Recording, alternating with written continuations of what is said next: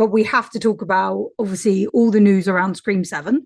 Now, we are a little bit late to this because we were both away last week when all of this was happening.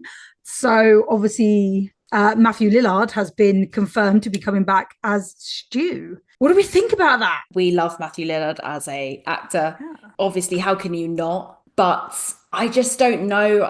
I also don't want to bring it down because it could be another Billy Loomis situation where it is maybe like a flashback or he's coming back as like a vision like he was with Sam. So it could be that. And I know Scream aren't really, the franchise isn't one to, that is not like, oh, back from the dead. Then they don't really do that. I don't really think that's their vibe. So I'm hoping they stay with that. But at the same time, I know this film has gone through a lot of shit. So another point is like maybe they're plucking at straws a little bit and they're kind of like, right, let's get the old characters in.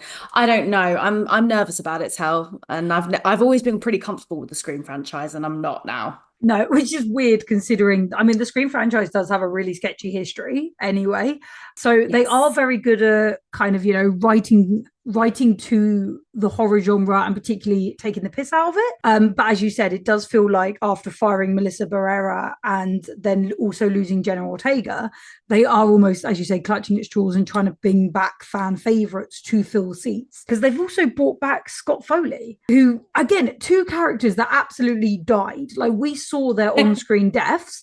As you rightly text me, Stu Mathers had a TV land on his face.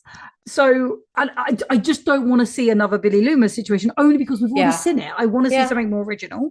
Yeah. There have been a few people message us, and I don't want to repeat the rumors because although it's very exciting, I don't want to do spoilers in case that is actually the way they go. Hopefully, if that is the way they go, or writing as clever as that, it will be okay. Although again, it is kind of that where it's like, is it actually going to be a good film or is it just them trying to save themselves at this point? We will find out. I think by now you do think of Scream being in safe hands. And now I'm not so sure because, as you say, there's been a lot of changes. And the fact that Scott Foley is back, who was one of the, I mean, guys, come at me if I'm wrong, but I don't think he was one of the most popular Ghostface. He was Scream 3, which was the worst one anyway. Yeah. I was to say, whenever you mention the Ghostface killers, he's never one that comes up.